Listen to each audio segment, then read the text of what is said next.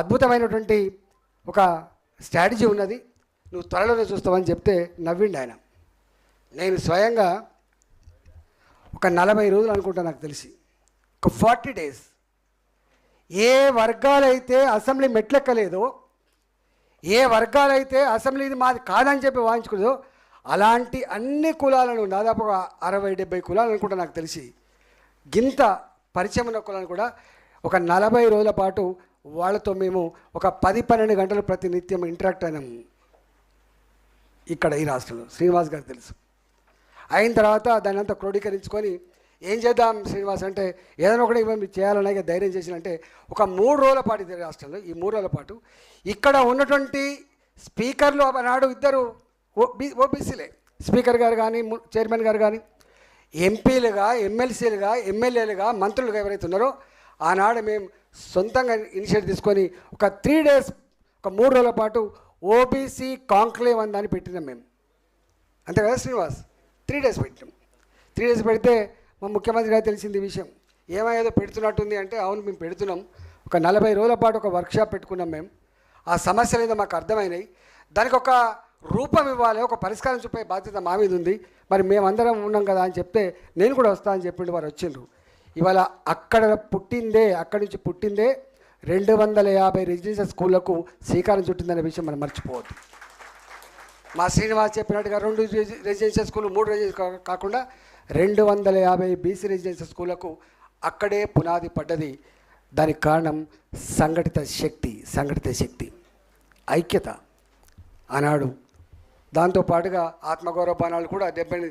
సరే, అది ఇంకా కులాల పరంగా ఉంటామా లేదా నాకు తెలియదు, కానీ నేను చిన్నప్పుడు చూసిన ఇది గౌడ హాస్టల్, ఇది పద్మశాలి హాస్టల్, ఇది వైశ్య హాస్టల్, ఇది వెలమ హాస్టల్.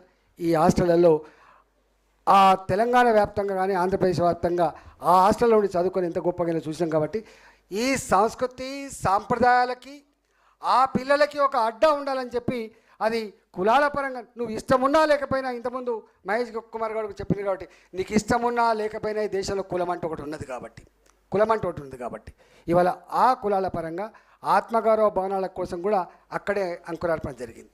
అందువల్ల నేను విజ్ఞప్తి చేస్తున్నా, డెఫినెట్గా ఇవాళ సరి అయిన టైంలో ఈ బుక్ వచ్చింది అనుకుంటున్నాను. సరైన టైంలో వచ్చింది అనుకుంటున్నాను. ఒక గుడ్ థింగ్ ఏంటంటే, చైతన్యానికి కొదవలేదు, త్యాగాలకు కొదవలేదు.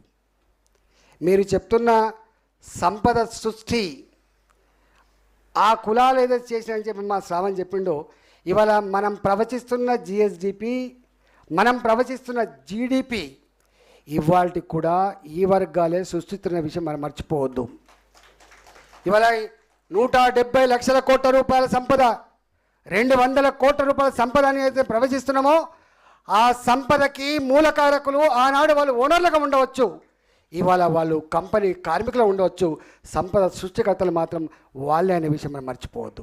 ఈ దేశంలో సంపద సృష్టించేది వాళ్ళు మాత్రమే. అందువల్ల ఎవరైతే ఈ దేశంలో సంపద సృష్టిస్తున్నారో ఆ సంపద సమస్త ప్రజానీకానికి అందించాలనే సంకల్పం ఏదైతే ఉందో, అంబేద్కర్ గారు చెప్పినట్టుగా డెవలప్మెంట్ విత్ ఈక్వల్ డిస్ట్రిబ్యూషన్ అని చెప్పిండు. ఇవాళ ఆ సమస్త సంపదలు సమస్త ప్రజానీకానికి అందించాలంటే ఇగో ఈ మెరిట్ ఆ వర్గాలకు ఆ వర్గాలకు ఫలితాలు అందించే కమిట్మెంట్ ఉంటే సాధ్యమవుతుంది. కాబట్టి ఇవాళ డెఫినెట్గా ఇవాళ ఇప్పుడున్న పరిస్థితుల్లో నేను చూస్తా ఉన్నా, విశ్వాసం కలిగిస్తే చాలు. గుర్తుపెట్టుకోండి, నాకు తెలిసి చైతన్యం లేక కాదు, గుడిసెల్లో ఉన్న మా కొమరన్న ఇంట్లో కూడా పీజీ చదివే పిల్లగాళ్ళు ఉన్నారు. ఇలా అంతటా లిటరసీ ఉంది, సామాజిక స్పృహ ఉంది, ఒక్కటే కొరత ఉంది. నేనున్నా అనే భరోసా ఇచ్చేటువంటి నాయకుడితే తప్పకుండా కళ్ళకద్దుకొని గెలిపించగలిగే శక్తి ఉన్నారు. కానీ ఆ విశ్వాసం కలిగించాలి, ఆ నమ్మకాన్ని కలిగించాలి.